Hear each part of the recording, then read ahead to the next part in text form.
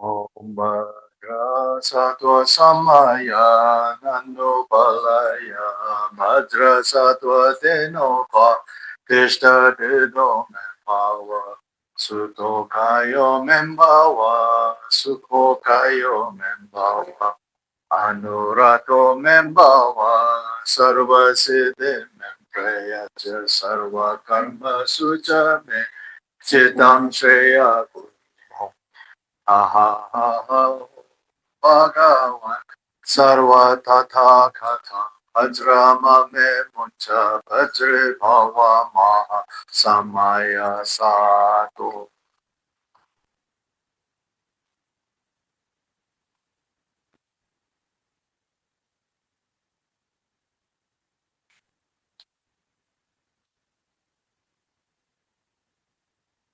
Vajra Sattva. Sattva means being, like a human being. But Sattva, more specifically, means like a brave or heroic being. In this context, kind of like Bodhisattva, you know, Vajra Sattva. So here, Sattva means like heroic being.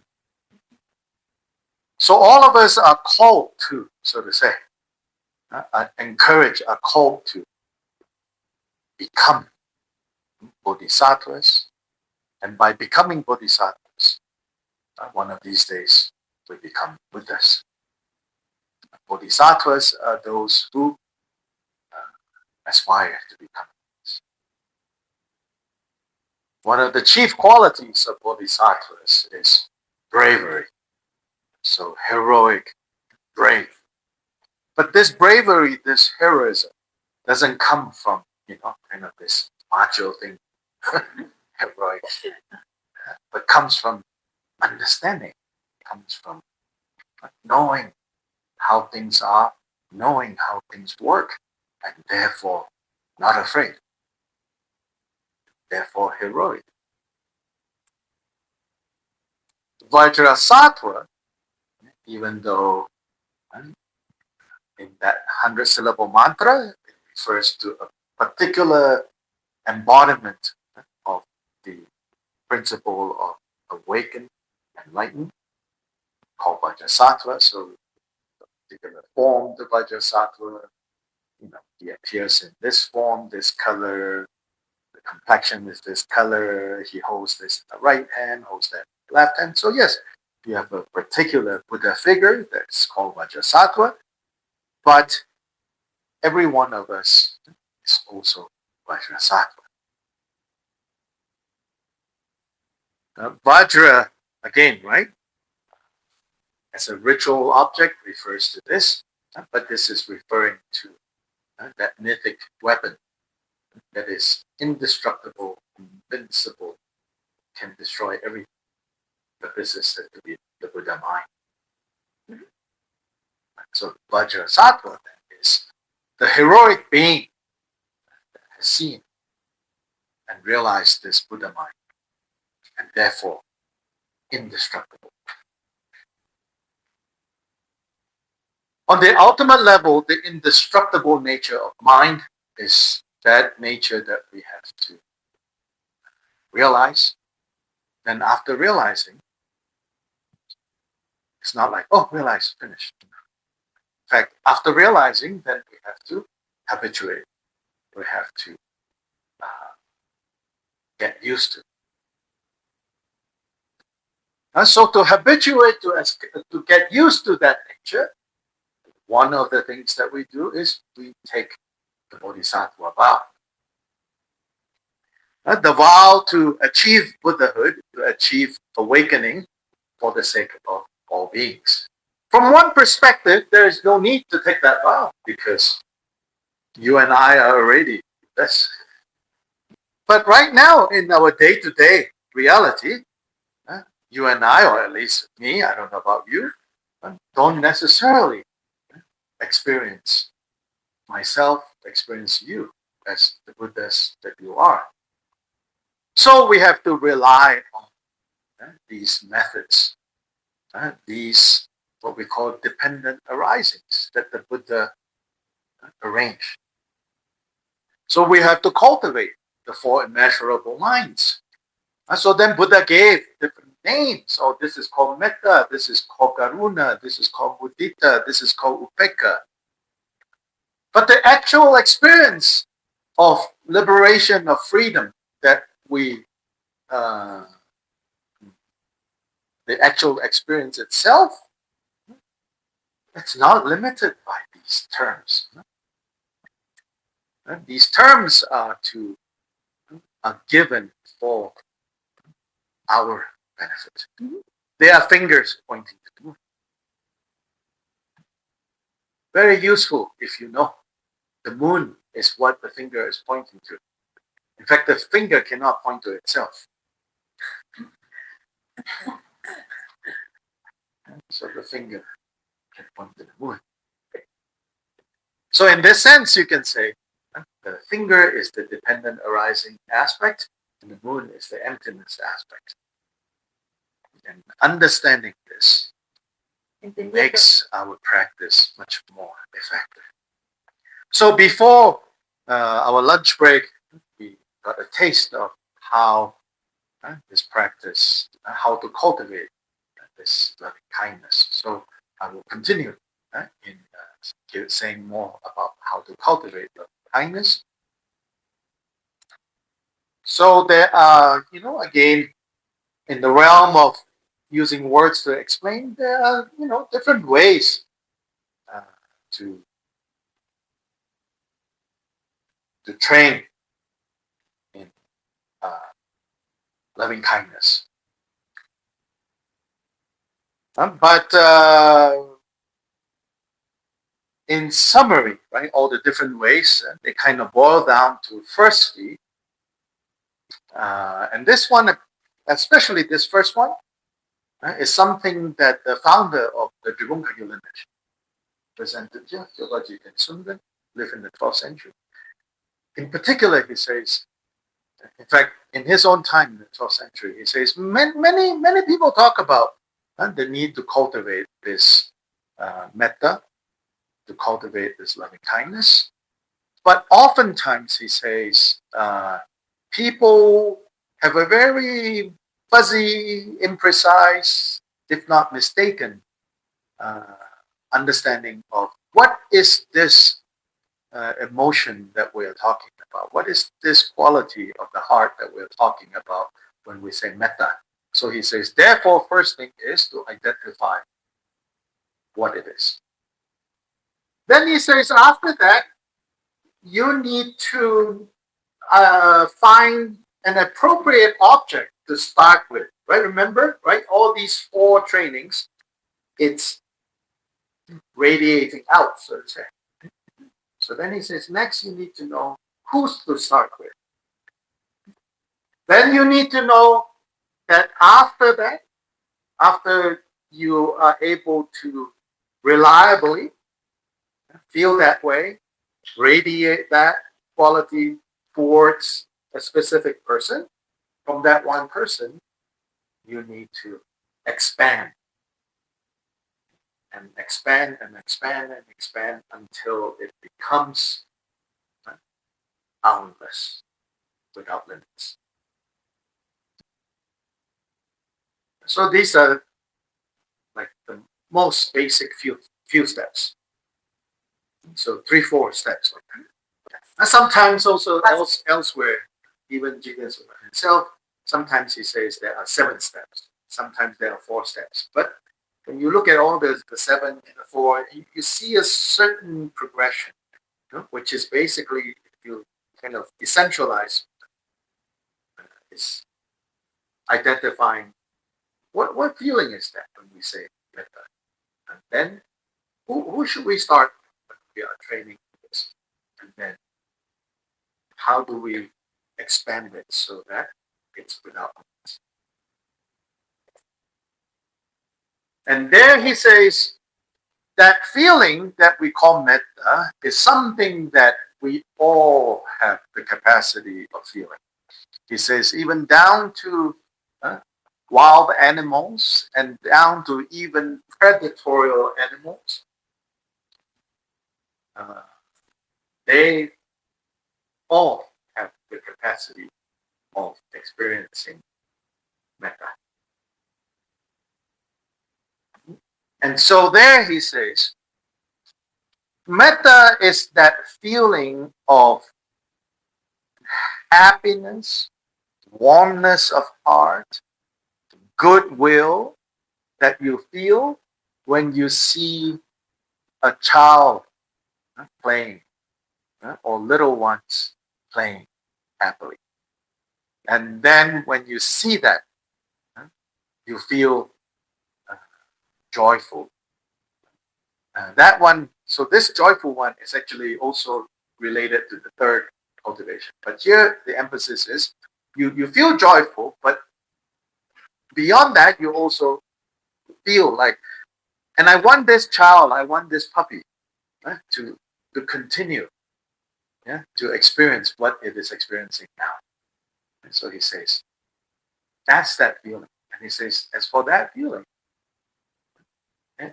everybody has that experience. In other words, good news. We can all cultivate this. Also in this context, he says, what is this, happiness, wishing happiness for others, wishing happiness to others?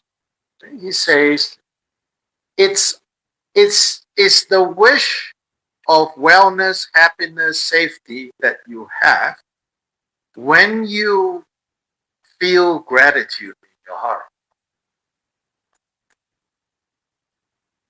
And what does it mean, to feel gratitude?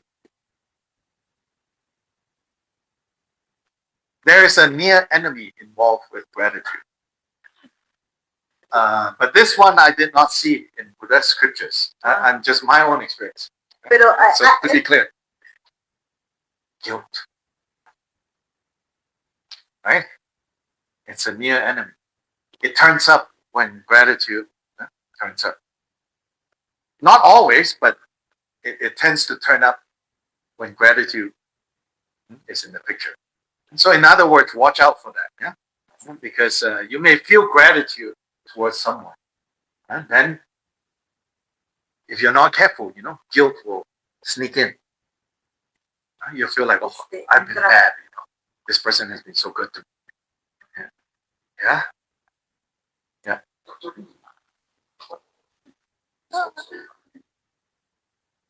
Not here. Why would fear and gratitude say more? Maybe you're seeing something I don't see.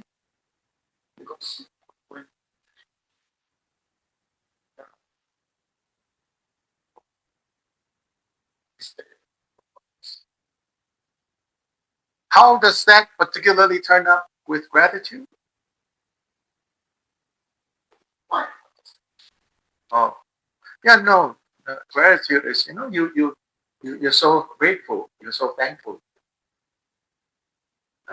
So fear, I think, doesn't usually come in.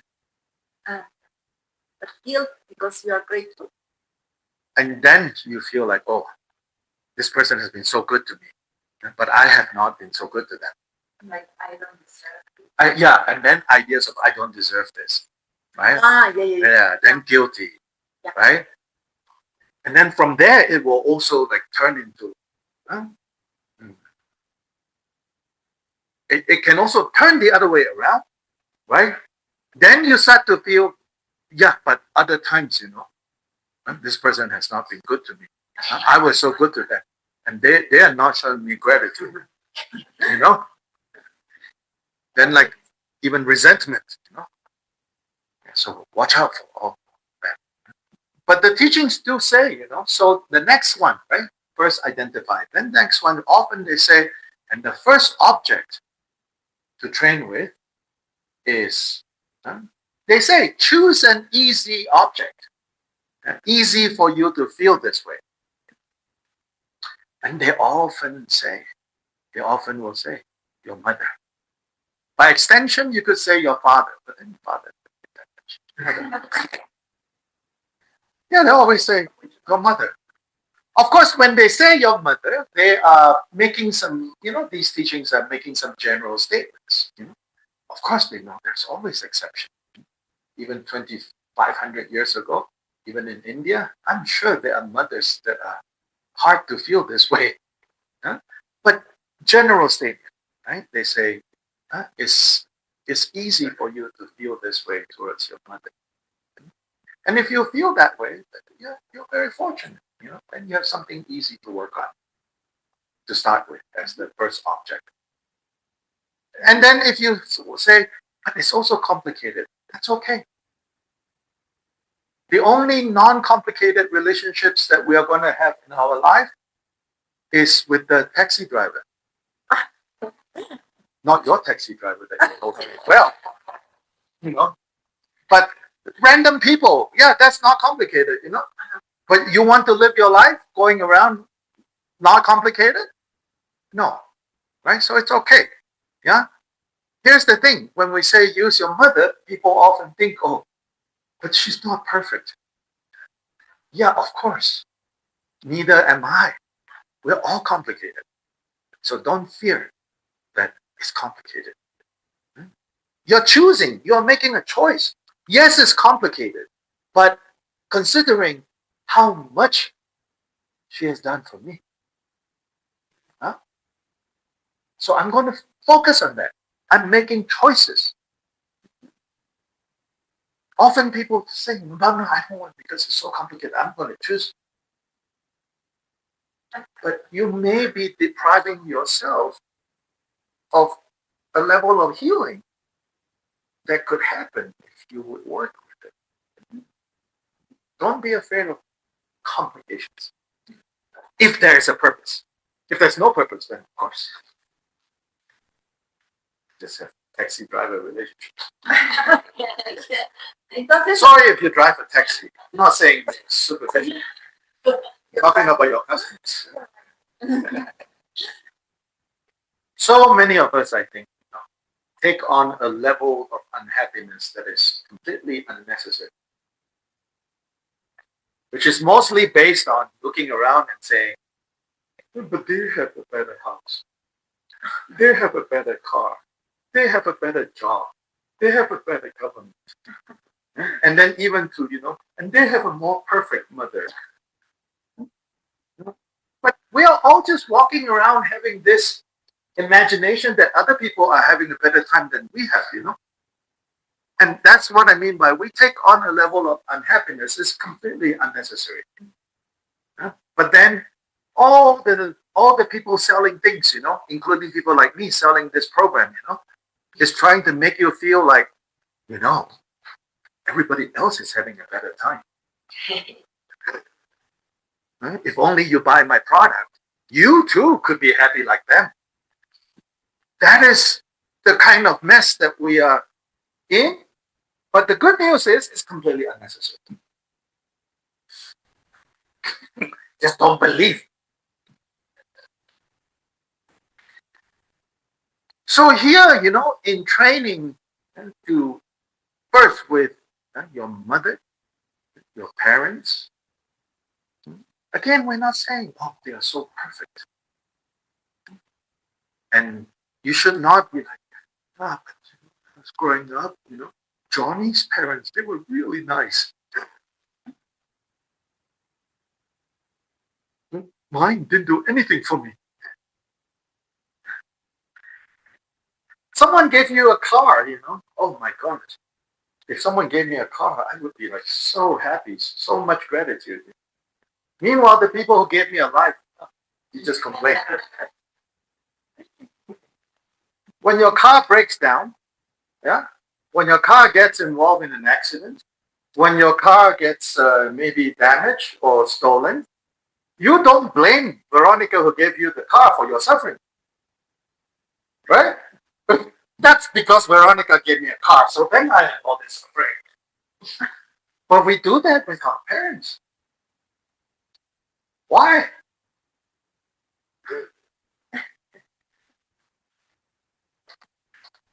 Even if the car is giving you a lot of problems, you don't blame the person. It's because we feel right? Like our parents owe us something. Then again, we're comparing with some imaginary ideal parents. Anyway, he said, begin with your mother. But this is not a commandment. This is not a law. This is not a demand that is non-negotiable. Actually, Gilbert Jenkins, in particular, he said, there are some of us who very hard cannot start with like that. Then he says, if that's true for you, then you substitute with someone that you can feel this feeling towards easily, then you start there. So as a formal meditation, you actually bring them to your presence, bring them to mind. Then you have that feeling of metta. Even though it's being felt towards someone, it's being radiated. More poetically, is you're radiating it to someone. In radiating that, in feeling that feeling, it says you have to taste it, you have to savor, like experience the taste, and feel the, you could say, the good feeling that you get when you feel this way. Then radiate it towards a second person and a third person, and the fourth person. Basically, the basic principle is those closest to you, fondly, to the less close, right? To those who you feel neutral towards, and then finally, those that you find most difficult, that you think they don't deserve happiness because they have. I mean, it's not just that we're mean, really. It's just like you feel, they have caused so much misery to the world. They don't deserve, they should taste the misery they have caused in the world, but we don't. We radiate to them as well. So yes, you have to include the politicians. And in this way, then you want to know, well, is this going in the right direction? Am I cultivating this right? Are you experiencing the advantages that we talked about before lunch, the 11 advantages? Mm-hmm. If you're not, maybe initially it's too much to expect, the advantages to just turn up because you spent 10 minutes yesterday, But generally, like cultivate this metta, kindness, it's really very beneficial. So particularly Kibaji Sutta, he emphasizes one ritual activity that often monks, nuns, like religious people are asked to do in the Tibetan world, which is the blessing and the consecration of like homes and land, shrine, things like that. Again and again, Kibaji says, the way to bless anything that you want to bless, that people ask you to bless, is to radiate loving kindness. So if we were to bless this shrine, we should radiate loving kindness and imagine all these sacred images absorbing that loving kindness. Then whoever walks in here that needs that loving kindness will receive the loving kindness from these sacred images. Of course, at the beginning, when we are practicing this, then we can just kind of generally radiate loving kindness. But it's not, to be left at just that level. Remember, I talked about also need to have depth, like the roots needs to be strong. Not only it has a lot of breadth, unbiased, right? But it also needs to have roots. Right? So Kyoba Rinpoche also said, when you are cultivating metta, you also use metta cultivation to cultivate the ability of the mind to stay, to be stable, to be able to focus and to concentrate. But this is not the development of focus and concentration that is based on like fear, and very tight. But this is a much more natural ability to focus, which is also one of the advantages, right? Remember, it says that when your mind, your heart is suffused with metta, it's a lot easier. So you could one moment be looking here, and then somebody said, "Could you pray for my mother?" Right? If somebody asks like that, right? It's not a vague radiate. Right? Someone who has really trained who is training this in the right way, can very much direct that metta towards that specific person and actually change and shift some conditions for that person. But you remember karma, right? Whereas we cannot change the causes for that person, we can provide good conditions for that person. You cannot make someone full, but you can provide someone food, whether they're going to eat or not, and whether when they eat, and they're going to be able to digest or not, that's up to them. So same here.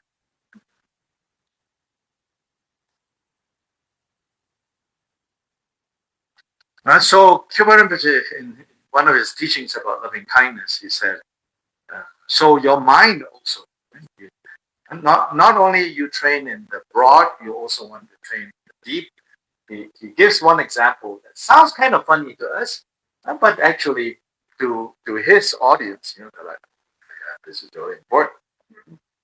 He says, so somebody may bring like a special image or statue and ask you to consecrate, to bless, and so then you are doing that blessing, and so you're training now loving kindness.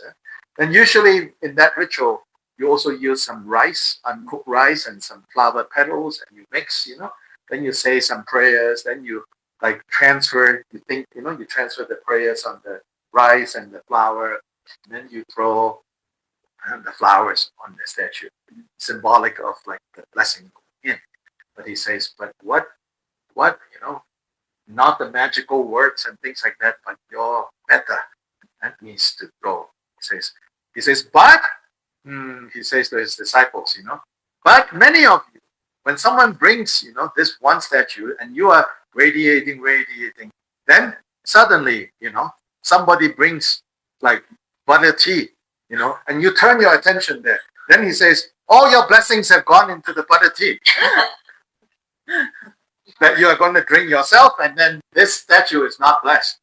Then he says, then you are like cheating people when you tell them, oh, yes, I have blessed it. Right? He says, your blessings have gone to your butter tea. And he says, so be careful, he says.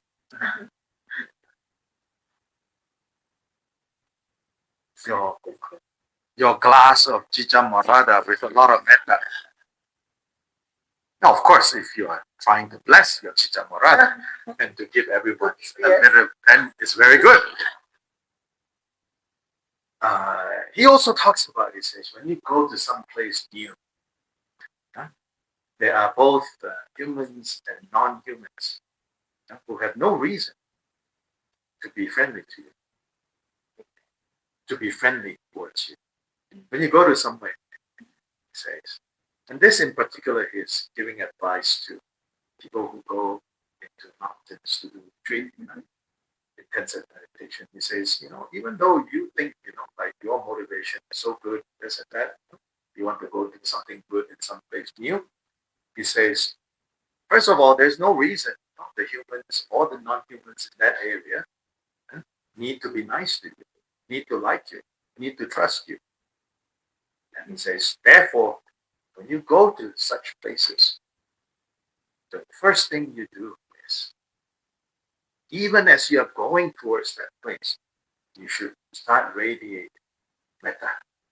You should start practicing metta. Then you are there. He says, the humans are more likely to like you, and the non-humans are more likely to support you. He says, even the rocks, the soil, the tree, the wood, you should radiate metta. Technically, okay, as a footnote, technically we say these are not sentient, right? So in a way, if you want to be very logical, you're like, makes no sense. Why are you radiating metta to non-sentient things? But Jigten Summa says, no, you do that. He says, until you transform your whole new environment into the Lord of compassion, Avalokiteshvara Kuan Yin. And he says, then you don't need to manipulate the situation. You don't need to think of all sorts of ways to make your neighbors like you, all of that. He says, all those things, are useless. He says, go to these places humbly. Really, he says, just because you think you're doing something good doesn't mean people are going to line up to come and help you. So more than any, actually, of these four immeasurables, more than anything, the metta is the one that he emphasized so much. Now, to finish off this section on metta, we could have a whole program on metta, but just to round off, to finish off this section on metta, I also want to share with you what Jigten Summa said about metta, and also very insightful, very helpful. So he, in one place, he connects the four immeasurable minds with four mantra syllables, with four dakinis. Later I'll explain what dakinis are. And the four enlightened activities.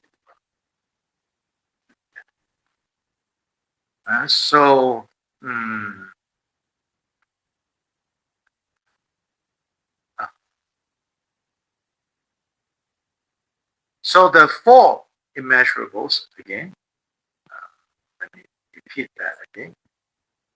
The four immeasurables, they are loving kindness, compassion, joy towards someone, and then equanimity. So then he links it, most important, I said, he links it with the four mantra syllables, four dakinis, the four Buddha activities. But most important is how these four immeasurables are linked with the four Buddha activities. So I'll talk about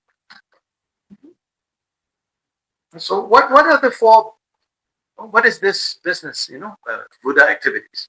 And this is the idea that, when Buddhas are Buddhas, then all their actions that are done is done for the benefit of others. They say even, going to sleep is for that reason. Waking up is for that reason. Even if they blink their eyes is for that reason. Like, for example, like Buddhas meditate. Why meditate? Like, only people who are not enlightened should meditate. But then they'd say, Buddhas meditate. Why? Because not they themselves need it. Like, they meditate to bless others. So all their altruistic actions, you could say, fall under four general styles. And this, now we're entering the territory of Vajrayana. The four immeasurables, you could say, is in the territory of non-Vajrayana. It's basically, you could say, the general teachings, and then the specific teachings of Vajrayana.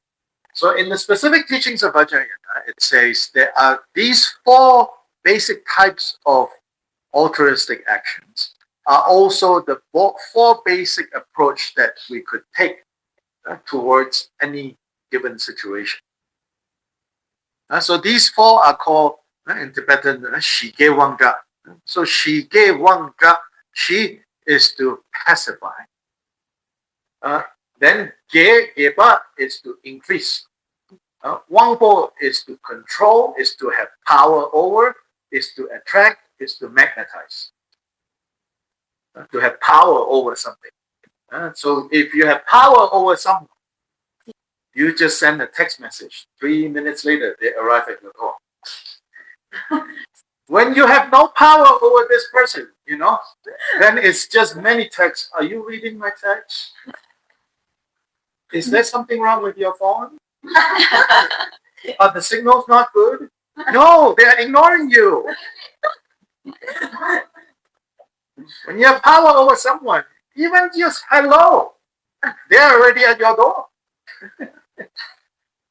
So the power over and to attract, control. That's the third. The fourth is the japo, wrathful. And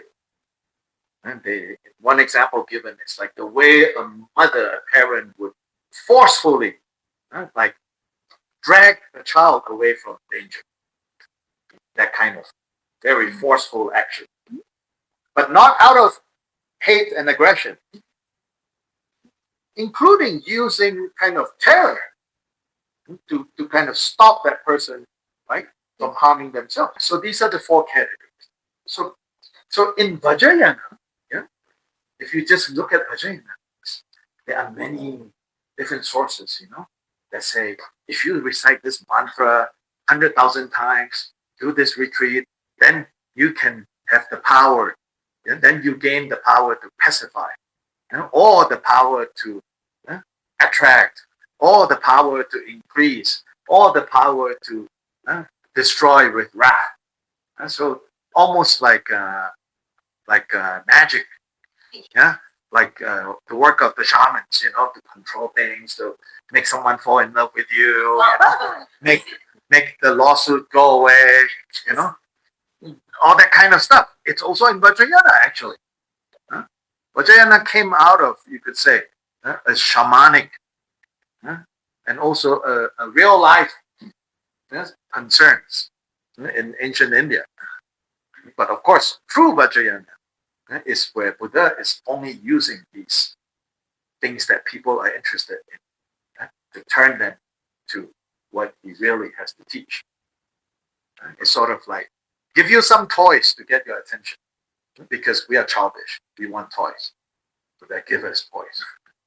But by giving us toys, the Buddhas have the power to turn our attention towards what's most important. So Vajrayana has a lot of these kinds of things. Like, in Vajrayana, also, I think many other such shamanic traditions, like the control, you go cut someone's hair, and take their hair, do things, then you control them.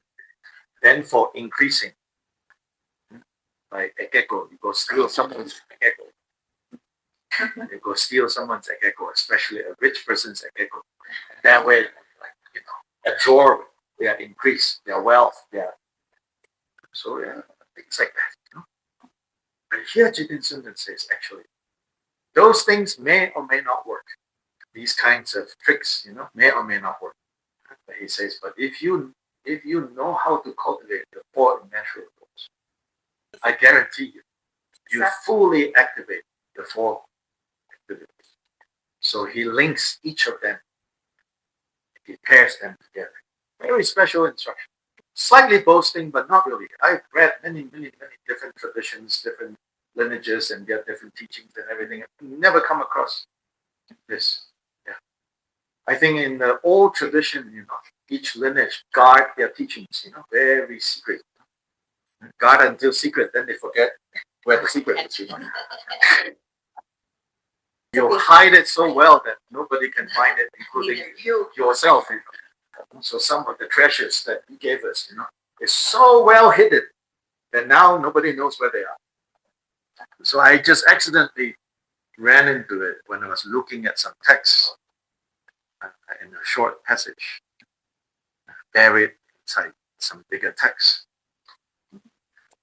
Recently, I helped, this one organization that their main goal is to digitize all the Tibetan Buddhist texts and make them available online. So I was involved in getting a big collection of the Jungkagyu texts, thousands and thousands of texts, all digitized. And because of that, then I was just kind of looking around, like all the thousands and thousands of titles, and just randomly, that looks interesting. Click, and then look. Of course, I still have a hard time just looking. I need to use different dictionaries, different AIs, figure out what is going on there. And then I came across this. So here he says, by mastering loving kindness, the activity of control and affection is accomplished. This is so interesting. How do you truly have power over others, over conditions, over situations? He says, it's not through cutting some of their hair and doing magic against them.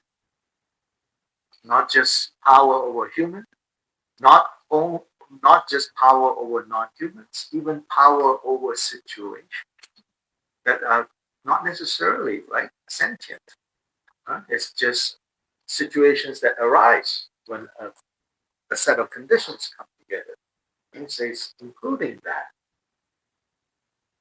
And so this is the power of attraction comes from kindness. When you have loving kindness, then people are attracted. People are willing to go out of their way to fulfill your requests, your needs. Conversely, if you are an angry person, if you're a bitter person, even if you have the money to employ people, they are never willing to serve you. They will not give you even one extra minute. And that way you have no power over them. There's no willingness. They are forced by circumstance to do what you want them to do. But when you truly have metta, hello, and they turn up at your door, food with presents. So this is the mantra for those of you interested is Ja. So is Ja Hong Bam Ho. So in Vajrayana rituals, whether more shamanic or more like at night, you use Ja Hong Bam Ho. Like for example, those of you familiar with deity yoga, at a certain point in the practice, after you have visualized yourself in the divine form, Buddha form, you invite the actual Buddha, actual wisdom of Manjushri. Let's say you're cultivating yourself as Manjushri. That is called the Samaya being. Then the Samaya being needs to bring the actual wisdom of Manjushri to come and merge into yourself, to you. And that whole process of attracting the deity, so to say, and harmonizing with the deity is used ritual.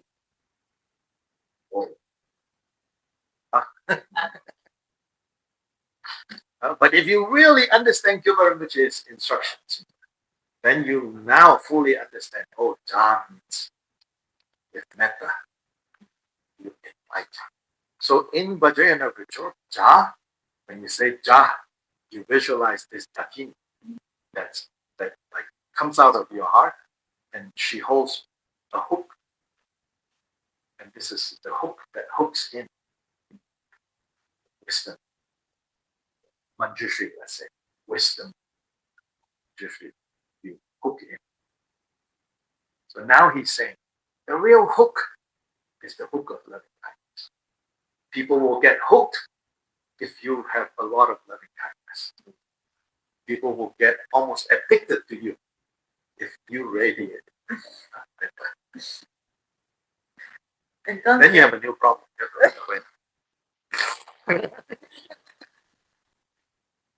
Then the more you run, the more they chase. Yeah, elsewhere, Jigen says some teachers so eager to benefit, so they are always focused on I reach more people. How can I help this? How can I that? This, do that. He says that's not reliable. He says don't do that. But develop.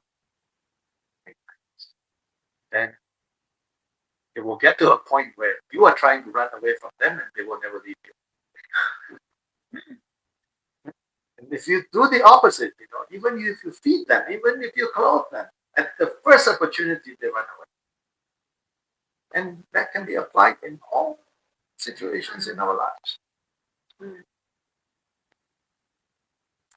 So that's primo. We'll keep everyone in suspense. So maybe questions or comments?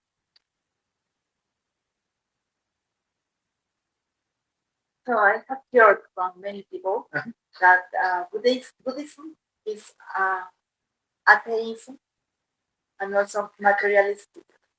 So can you please clarify? I don't know. Those other people need to explain, not me. I didn't say that. I don't know what they mean,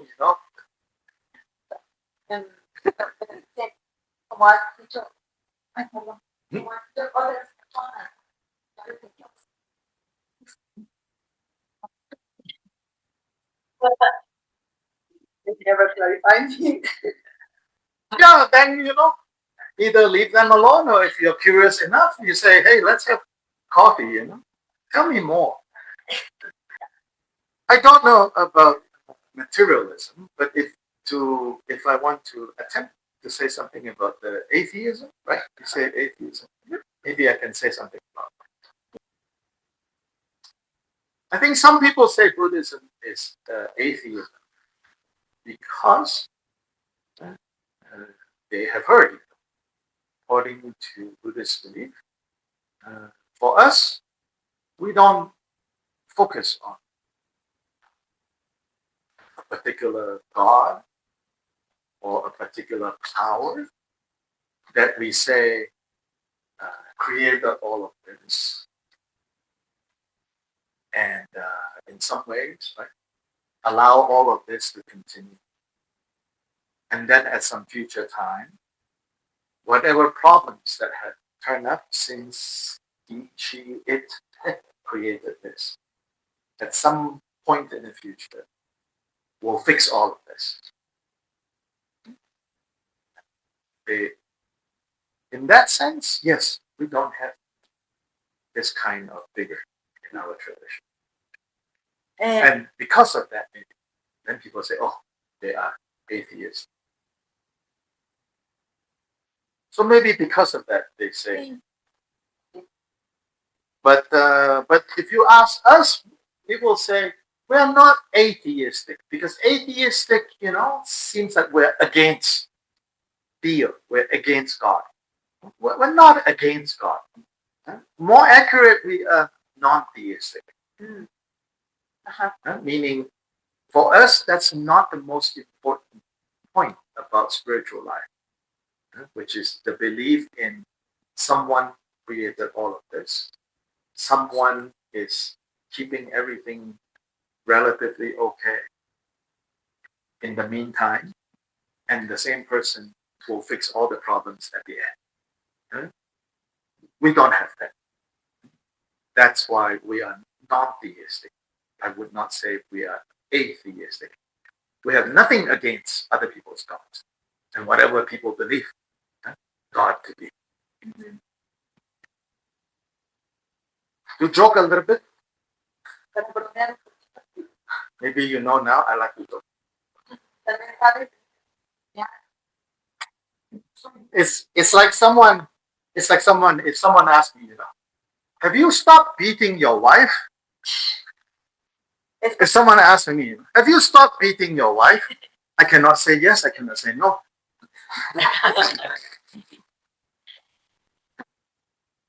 Because I don't have a wife.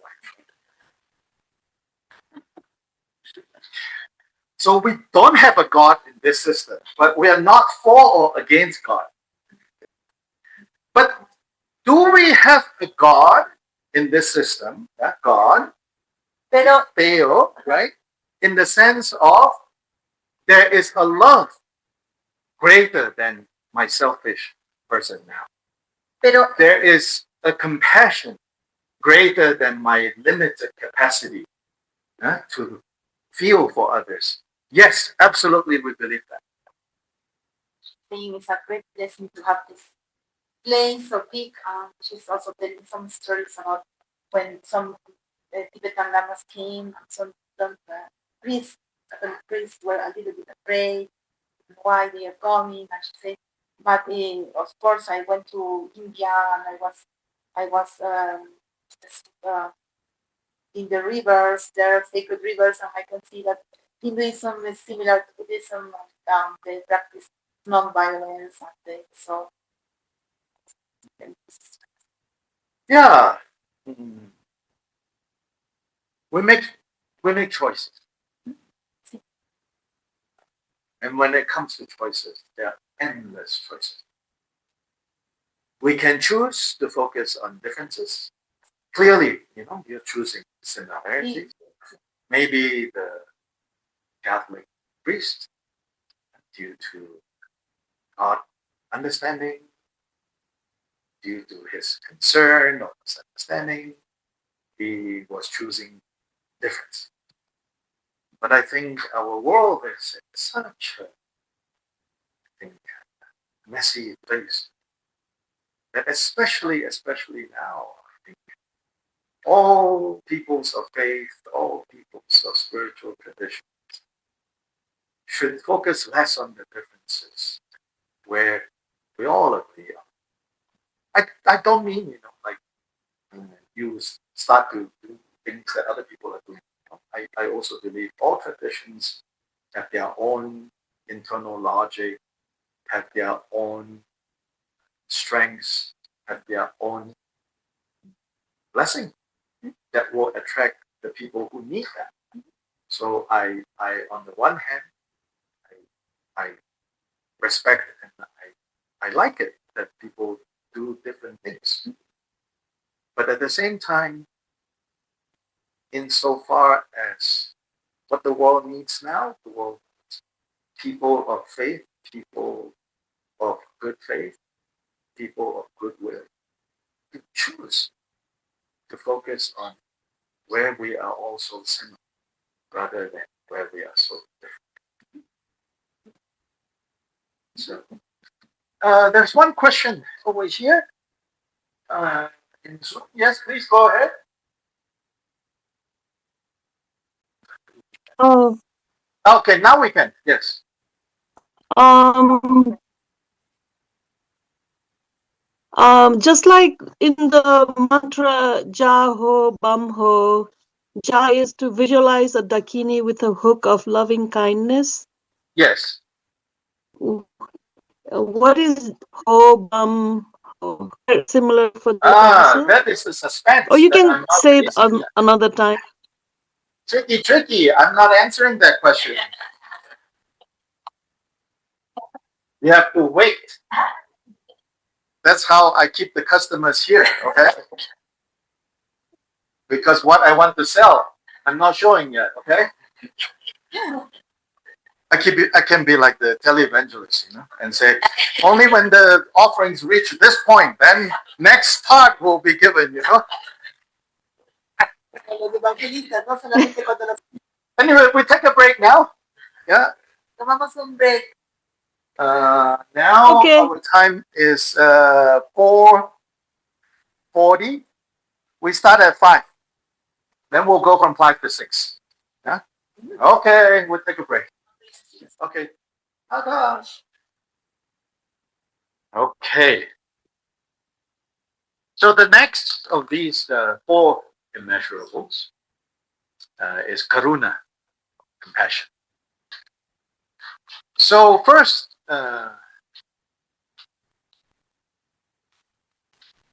back to the near enemy and far enemy, remember? So, or maybe less literally, we can say the obvious opposite and the evil twin. The obvious opposite is cruelty, malevolence. Okay? So that's the opposite of what we're talking about here. Now, who is the evil twin? The evil twin, interestingly, is in different places the Buddha identified slightly different. In some places, he says the near enemy is despair. Despair. A sadness that gives up. Compassion has to do with sadness, for sure. But this is the kind of sadness that you give up hope. You become despair or grief. Again, when we find these near enemies turning up, it doesn't mean, right, that you're a bad person, right? Because so often we think religion, oh, good or bad, like judgment, you're a good person, you're a bad person. But Buddha Dharma is really not about that. It's just understanding how suffering arises, how happiness arises. So in a way, it's quite normal when you feel compassion that despair comes in. All the Buddha is saying is watch out for that. Be alert to how when you feel compassion, almost like a shadow, despair is going to come and cast a shadow over you. Watch out. Elsewhere, the Buddha says the near enemy, the evil twin, or the evil triplets now, of compassion, of karuna, is pity. What this is referring to is like a certain kind of superiority, like, pity, a certain top down. Now, it doesn't mean, it also doesn't mean that when you see someone suffering and you feel compassion, then you go and join their suffering. It also doesn't mean that, okay? Even though in English we say suffering loves company, but don't provide that company. Then if we go to our usual 4 immeasurable recitation that we do at the beginning of all our practices, we say, may all mother sentient beings, limitless as the sky. The first one is have happiness and the causes of happiness. That's metta, right? Then what is the line for karuna, for compassion, is may they be free from suffering and the causes of suffering. So that is what Buddha is talking about. He says, encourage, grow, cultivate this compassionate heart. Then Kyoba Jidesumgun points out, he says, whereas the cultivation of loving kindness is soft and comfortable, the cultivation of compassion is rough. Like wearing very uncomfortable, like clothes made from like very rough material. So in terms of that, he actually advises many of the students. He says, don't so quickly jump into this compassion cultivation. He says, especially as beginners, train mainly metta.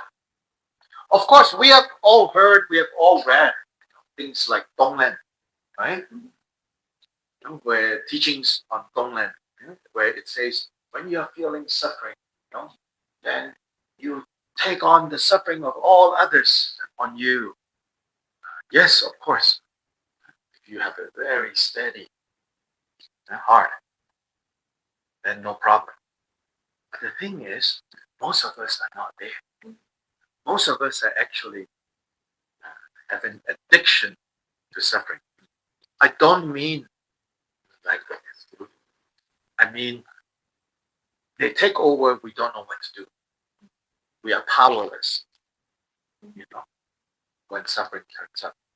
And then when we are powerless when suffering comes up, then you read superficially about Donglen.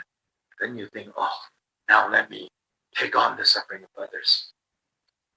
Then especially if you have some, Catholic DNA in you, then you think, oh, this must be very spiritual.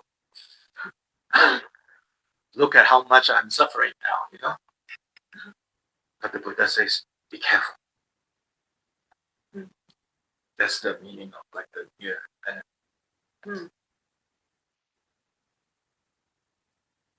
Footnote, not criticizing Catholic spirituality. It has its own internal logic. It has a way of working with suffering. It's when you mix the two.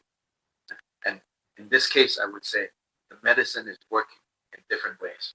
So be careful not to accidentally mix it. So coming back here, in this tradition, it highlights how the practice of compassion is also related to being able to see karmically how suffering turned out. So where does suffering come from? Suffering is the ripening of negative karma, negative causes. Negative causes, where did that come? Unskillful choices. Who has made unskillful choices?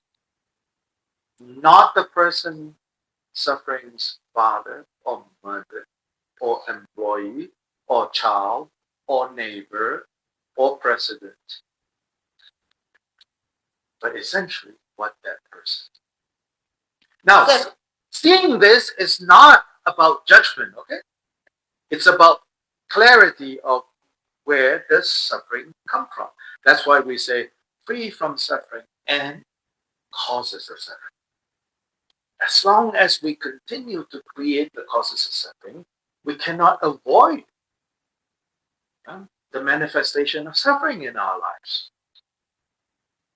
Personally, I feel that these teachings should be kept within the confines of how we train ourselves and not be simple answers to complex problems happening out in the world.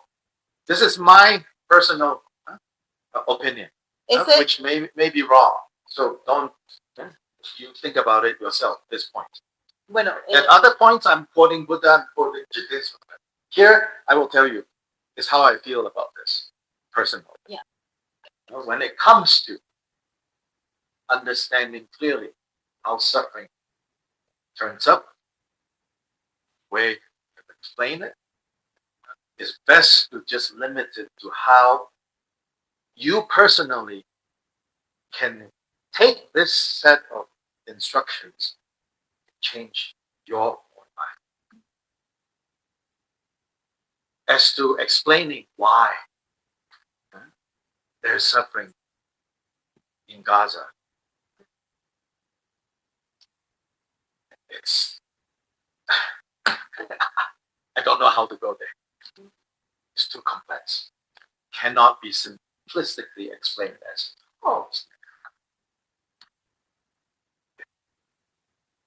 at the very least, it's not the skillful thing to say.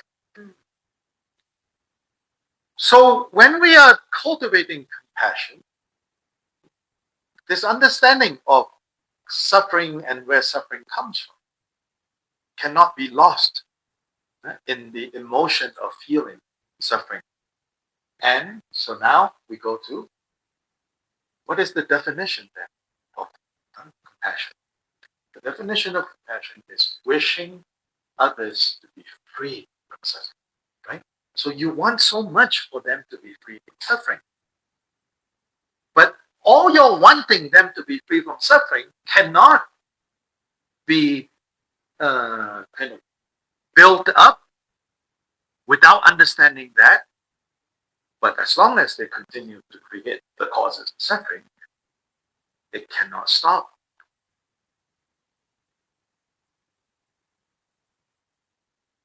To say a little bit more, what this means is when others suffer, it's not your responsibility. You are not the cause. Well, sometimes you are, but it's like, I'm now Buddhist, Then you terrorize your whole family, and they're all miserable. And you say, well, it's not my fault. It's your karma.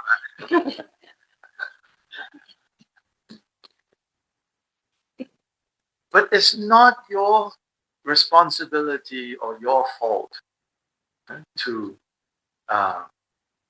take someone out of suffering. It's not your responsibility to take someone out of suffering. It's not. But it is good if you try to do it. See the difference? It should not be a burden. It should be a willingness. If a genuine willingness comes up, if you have cultivated karuna in the right way, it's a willingness to do what it takes to help that person become free from suffering. It is never done on the basis of, I feel responsible. But so often, that's how we try to help some people suffer. I feel responsible. So when you, so now let's look at, so likewise, right? How do we start? We choose we first identify that emotion. And then we choose the single object, right? Just like cultivating loving kindness. And then we expand and deepen. Like those are the 3 basic steps. To identify, Kyoba Jigten Sungden says, what is karuna? Again, he says karuna is universal to everyone, including, wild animals, including people who act very malevolently, people who cause harm to others. Even those people, they have this capacity. At the very least, they feel this way towards whoever they love more, to their own child, the greatest criminal, the most violent person, So everyone has this. So he says, when you meet someone with a terrible disease, so in Kyoba Rinpoche's time, in Tibet, the most dreaded disease was leprosy. In fact, he himself got leprosy. So he says, when you see someone suffering from leprosy, the moment you see that and you recognize that this person has leprosy, without even thinking further, whether you like this person, you don't like this person, you know this person, you don't know this person, very automatically your feeling is, I don't want this person to suffer. Of course, you look at him, you? No. Maybe, sometimes. But the most natural response is always, I don't want this person to suffer. Then later you're like, oh, that. what to do, So that's the field. Now to train, who should we choose as the object? You can use the same principle as metta, meaning choosing someone that you naturally don't want to see them suffer. Right? You can do that. And that's the most kind of common advice. In one teaching that I have come across by Jigden Sungpan, he says, you can also do the opposite. Choose the most difficult person and start with that person. And the person that you really wants to see suffer. Or the person that gives you the most trouble. Says you bring that person on. Then what do? Then you say to yourself, say, this person was giving me so much grief, giving me so much problems. It's not accidental that this is happening. We are connected. And in our connections throughout our past lifetimes, this person has been my mother. So this person at a different time has been so kind. But now, this mother of mine is causing so much pain and harm to me.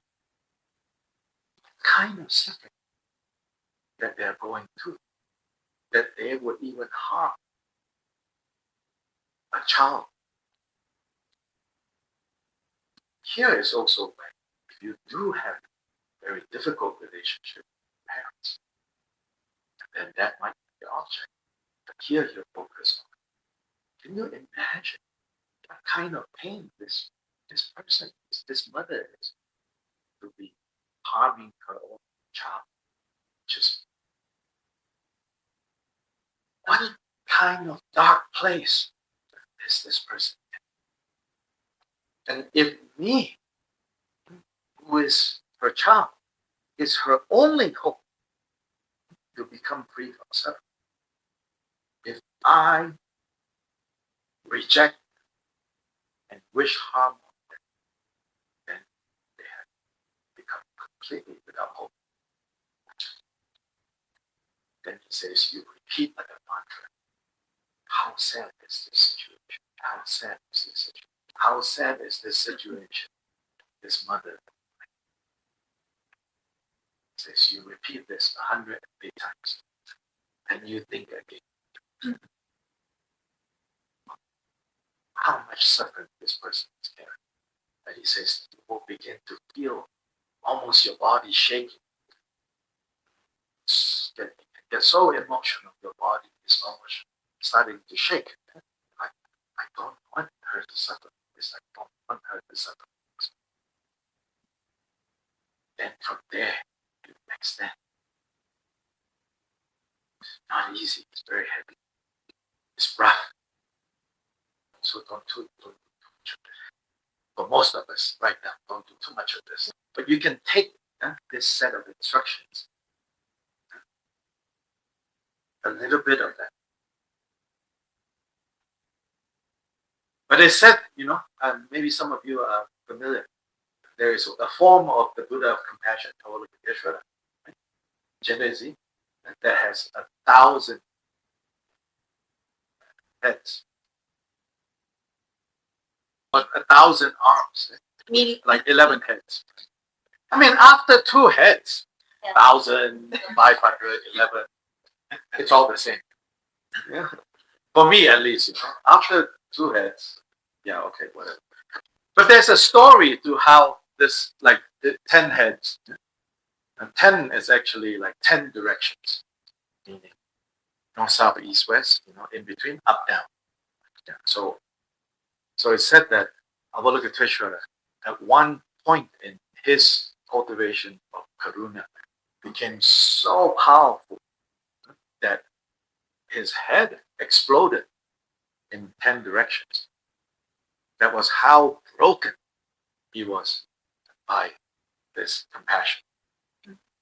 But then his teacher, Amitabha, out of this brokenness, reconfigured him, according to this legend, reconfigured him into the 11-headed Avalokiteshvara, meaning 10, and then on top is his teacher. That means the innate wisdom guiding. Now, instead of, if you see a head exploded into 10 pieces, walking down Dandapata, you're like, ah! But now it's like, oh, it's the Lord of compassion.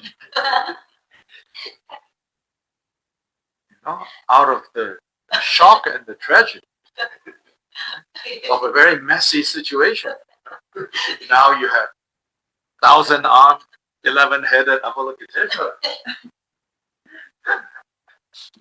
Amitabha, his teacher.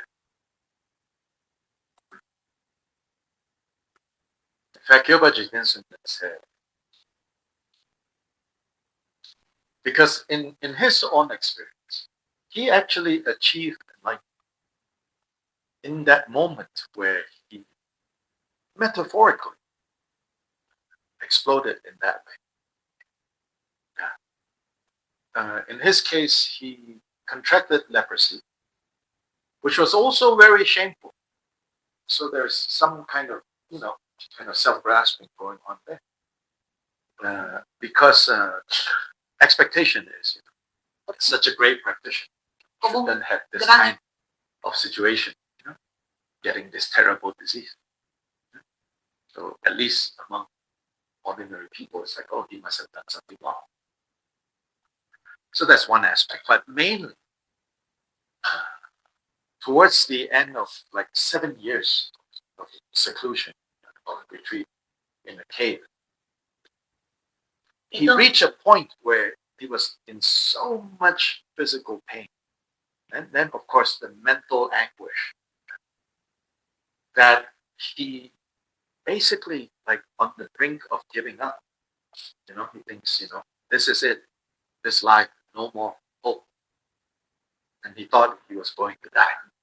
So, like, his head kind of exploded. But then he pulled all the energy he could. He said, I want to make one last prostration to this statue of 11-headed Avalokiteshvara that his teacher Pamudrupa gave him. So he mustered all the energy he could to make one last prostration. And then in that moment, suddenly, he said, he could feel the suffering of all beings in the 6 realms of existence. And in that moment, he willingly took all their suffering in his mind. And then he passed out. But when he woke, he was at night.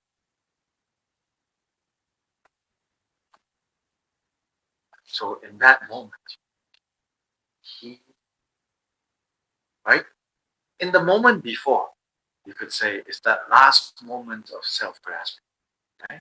Kind of like, poor me. But also in that, so that is the second to last moment, so to say, right? Then in the very last moment, from there, the switch happened. From his own suffering, he thought of the suffering of all beings. And in that way, he completely transformed that self-grasping to caring for all beings. There is the final taking self-grasping to the path. So then he said, actually interesting, he said, then because of that experience, after that, he was very kind of like more motivated to teach others how to cultivate compassion. But then he also quickly recognized Pero no, they rápidamente. cannot handle this. Then he says, at first, the way I was teaching them was rough. In other words, like hard for them to digest, So he said, then I switched to metta. Then I mostly taught metta. Because when you cultivate the first immeasurable in the right way, it naturally leads to, or very easily, without all the traps, without all the mistakes of cultivating compassion, you can go into compassion fully protected, so to say. So today we don't have time to do a short kind of meditation on compassion. Tomorrow morning we will start with that. But now back to Ja Hong Bam Ho. Yeah, so what about Ja Hong Bam Ho? What about 4 immeasurables and the 4 Buddha activities?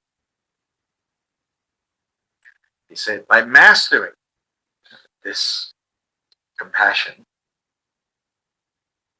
the wrathful activity is accomplished. Like, what is the true meaning of wrath? Especially in Vajrayana, a lot of talk about wrathful, the wrathful this, wrathful protector, wrathful Dara. Then, of course, in representation, they are also painted as very fierce, right? But don't think it is talking about someone very short-tempered and irritable. Some people, they think, oh, this is the mantra of a wrathful idam, so I have to chant it. Jigdan Sundan says, then you're cultivating a being. You're not cultivating a Buddha. You're cultivating. The true meaning of wrath is compassion. It's the no patience for the presence of suffering, no tolerance for the presence of suffering, but informed by wisdom. Not because right now we are also practicing no patience and no tolerance for suffering. Okay, we get medicated, we get drunk, we get Netflix. But Buddha's way of no tolerance, no patience for suffering is towards the causes of suffering. Wrathfully destroy causes of suffering. Do not tolerate causes of suffering. It says, confused sentient beings are afraid of the result of suffering. Buddhas, bodhisattvas are afraid of the causes of suffering. If you are a true Dharma practitioner, you need to have ability to endure suffering and no ability to endure causes of suffering. You are not a Dharma practitioner if you cannot endure suffering and celebrate causes of suffering. So wrathful activity is accomplished when you have mastered compassion. So this is the second. Okay, 6:02. I owe you 2 minutes tomorrow. The teaching job, whether university, high school, Dharma, is the best job on earth. It's the only business where the business provider provide less and the customers are very happy. If the professor announced, next week I'm adding another class, everyone's like, yeah, it's like going to the restaurant, and the owner says, free dessert tonight. Instead, like in the teaching job, when you say, no class tomorrow, yeah! So those of you looking for a career, consider teaching. You're not going to be rich for sure, but it's a pretty easy job. Your customers are not demanding at all. It's the only place where everyone truly, sincerely believe in this saying, less is more. Anyway, Page 53 of this dedication. We will do one dedication recitation. Many of you already know this one. This is the bodhicitta dedication. So this is the resolve to achieve enlightenment. It's called bodhicitta. So basically this says, think all the merit that has been accumulated by yourself and by others, and not just others in this room, anywhere throughout space and time, any good, any merit that any being has accumulated, you collect all of that. You bring all of that to mind. You say, may all of this good be dedicated to the Supreme Bodhicitta. Wherever it has not arisen, may it begin to arise. Where it has arisen, may it not decline, but instead may it keep growing till Buddhahood. Buddhahood is the perfect embodiment of bodhicitta. So bodhicitta never ends. So this is the meaning of this dedication. Ese es el. So chant this together in Tibetan. Vamos a cantar. There's a nice melody that's universally used. Chanju Senjo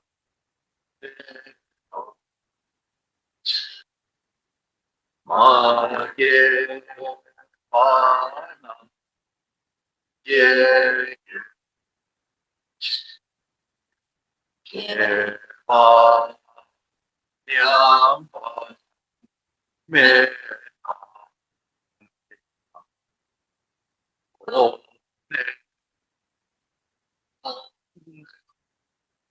De Shu. Okay. Good evening. Since we still have tomorrow, so everything we can just leave. Not a promise, but there may be shopping tomorrow. I brought some stuff. Yes, it's that feeling. It's that feeling of like, you go to the museum. You pretend to be excited about the museum, but it's the gift shop that you want to go to. Tomorrow we start same time, yeah? And what time? Same time. Same time. Oh, good. Good. Okay. 10 to 1 or 3 to 6. Okay. Ta-ta.